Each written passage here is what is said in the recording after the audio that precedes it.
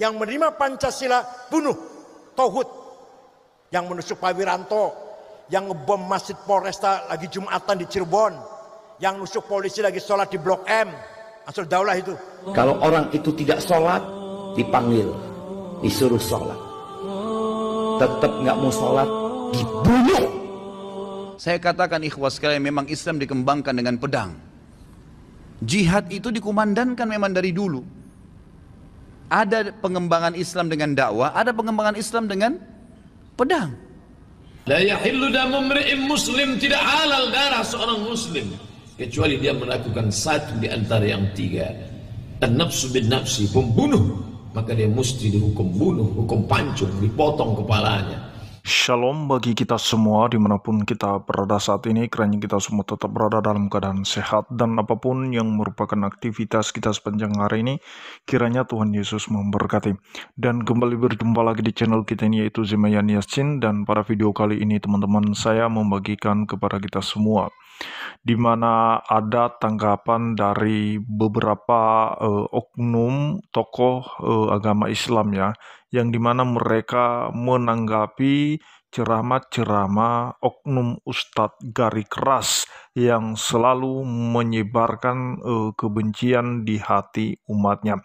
Dan juga kita akan nanti mendengarkan bagaimana kesaksian seorang murtadin yang dimana ternyata dia mengikut Yesus ini karena dia tahu bahwa di ajarannya yang lama itu membuat dia tidak nyaman, dan dia melihat bagaimana ajaran Yesus Kristus, di mana di sana dikatakan berbahagialah yang membawa damai karena mereka disebut anak-anak Allah, dan itulah yang membuat dia meninggalkan ajaran lamanya dan mengikut ajaran damai. Nah teman-teman, mari kita simak videonya yang berikut ini.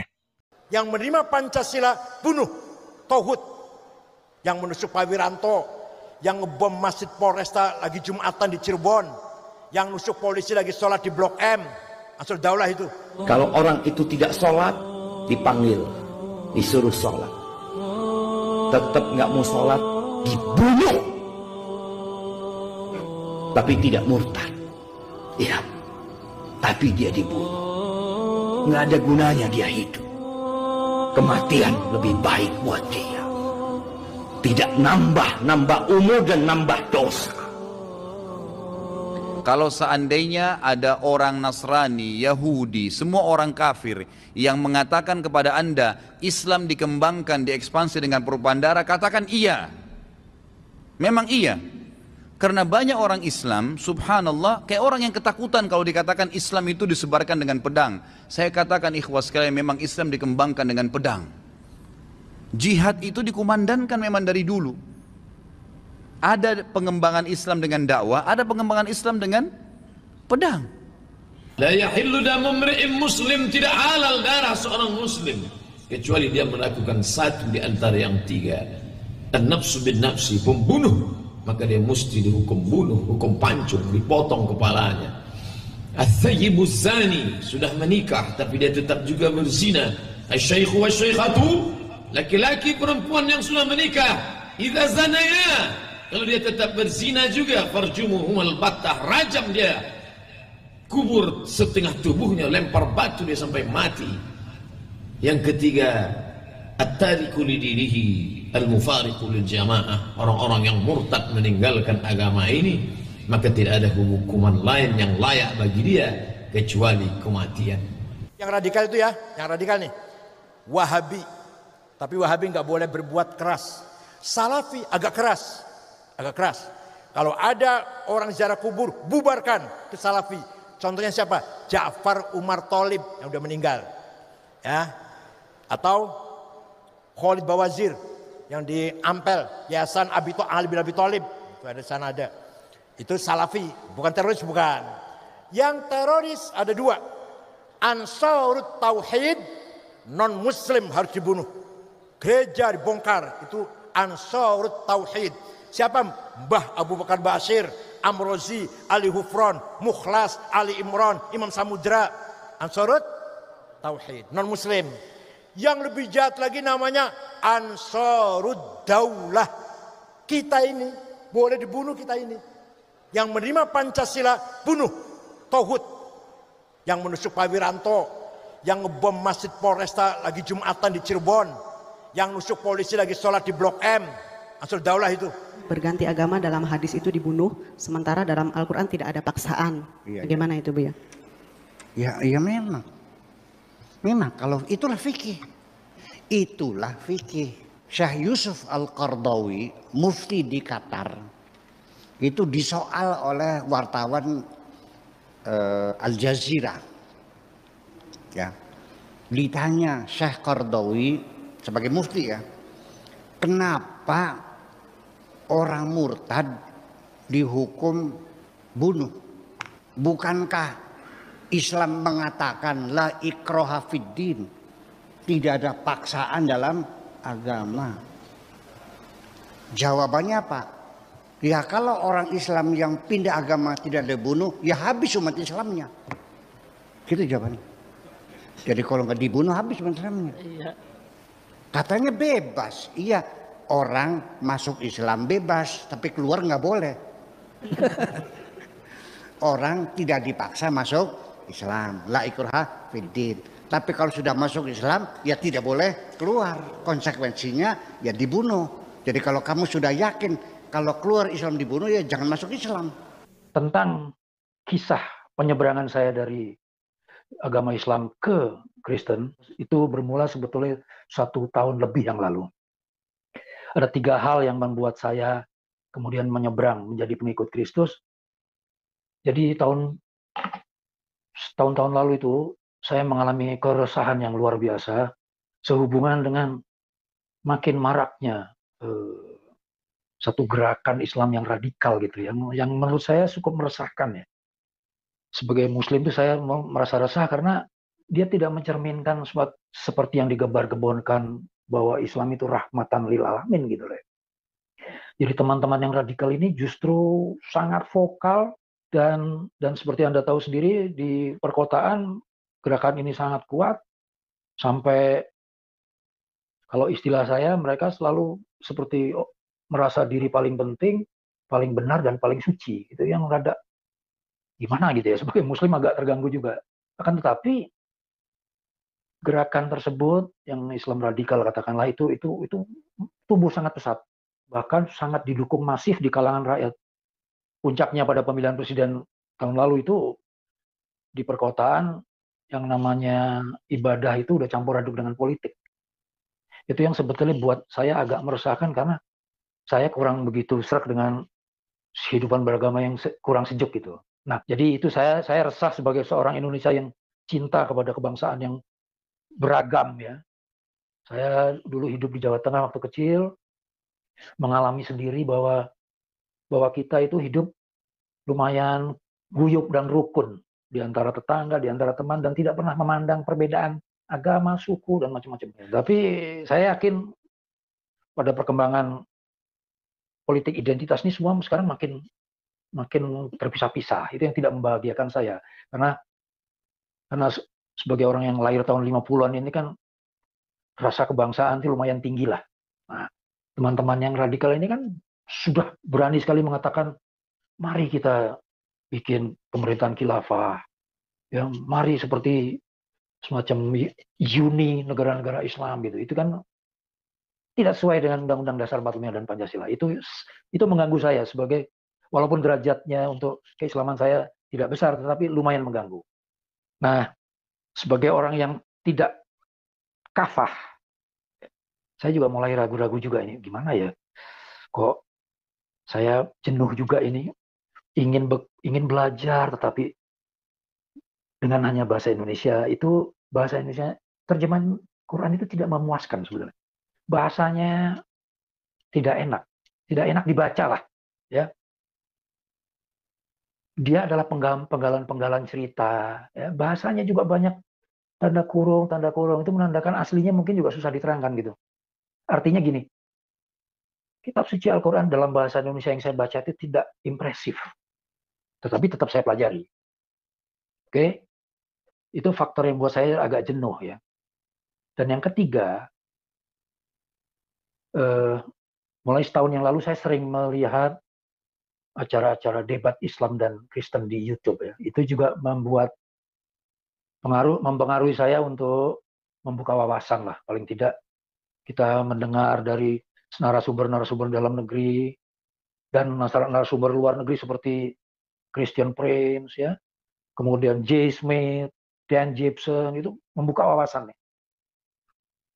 Dan itu faktor ketiga. Nah, ketiga faktor tadi yang saya sebut tadi akhirnya memang menggiring saya untuk mulai menengok kitab suci lain, ya khususnya kitab suci Kristen.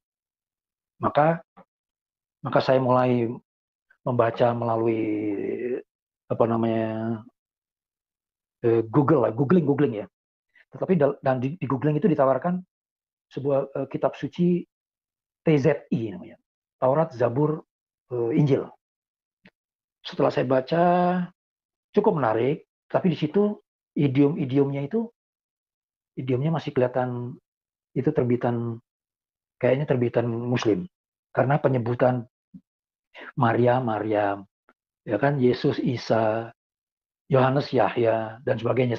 Sehingga saya merasa, wah, saya harus cari aslinya deh. Saya membeli buku kitab itu, inilah Alkitab edisi huruf besar. Jadi edisi hurufnya besar karena saya sudah nggak bisa lihat yang kecil-kecil gitu kan. Ini yang saya beli, itu terjadi pada 26 Februari 2020. Saya mulai membaca, dan saya sengaja membaca Injil, Perjanjian Baru dulu. Karena apa? Karena di dalam perdebatan-perdebatan di YouTube, yang paling sering menjadi isu adalah perdebatan tentang Yesus. Ya, tentang Yesus Kristus. Makanya saya mulai dari Perjanjian Baru. Dan saya baca perlahan-lahan, ternyata memang luar biasa. Isinya itu artinya dari sudut, ini terjemahannya juga bagus, ya. Ceritanya runtut, kronologis, dan kita mengetahui riwayat Yesus dari 0 sampai Z kira-kira gitu ya.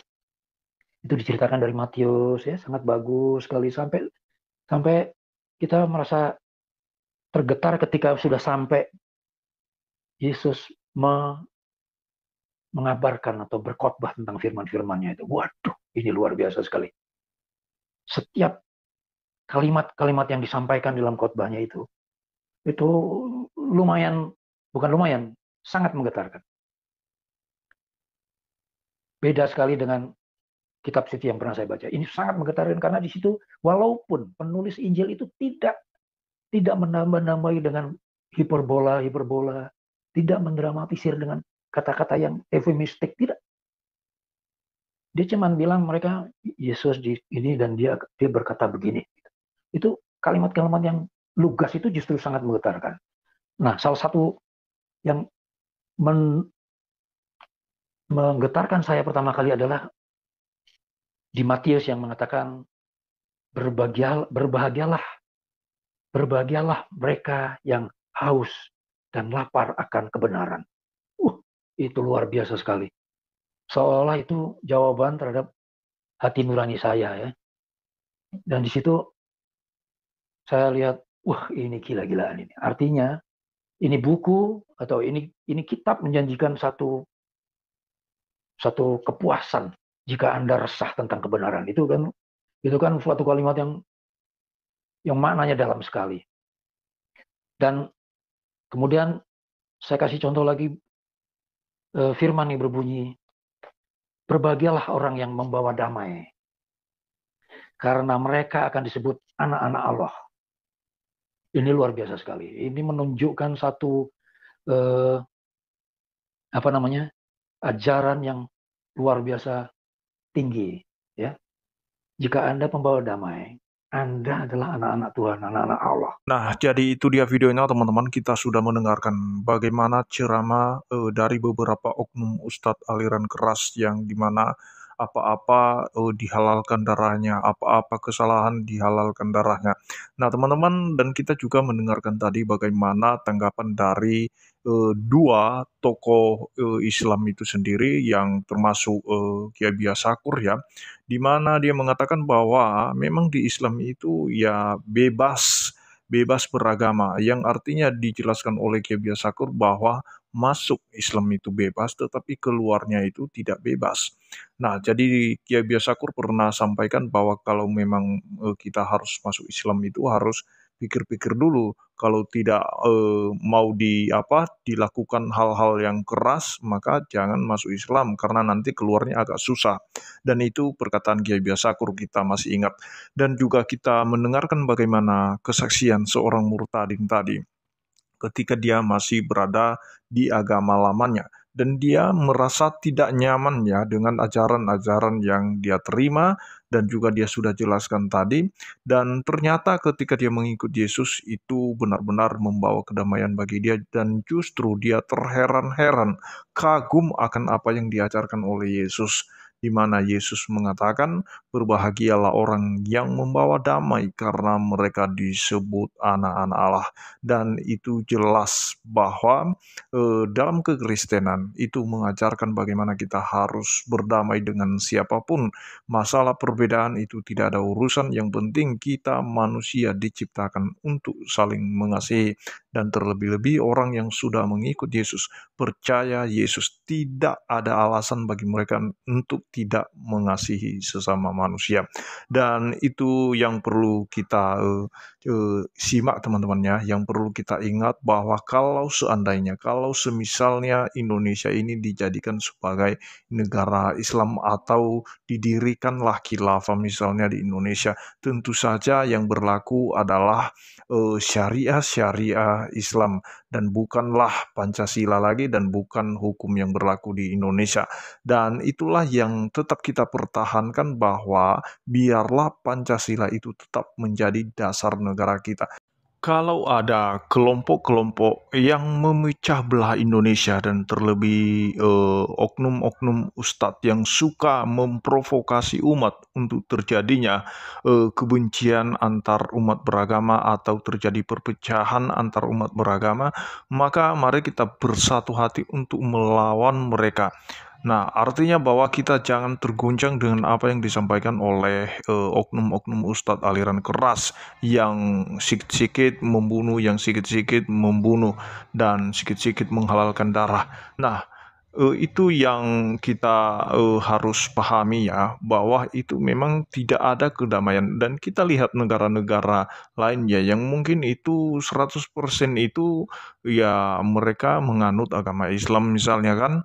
Nah, tetapi itu tidak menjamin teman-teman ya bahwa negara mereka damai. Justru terbentuk kelompok-kelompok yang beda faham lagi dan saling mengkafir-kafirkan. Yang terjadi apa? Yang terjadi peperangan antar mereka itu sendiri. Padahal satu Tuhan, satu kitab, satu akidah. Tetapi kenapa berbeda tafsiran langsung dikatakan kafir?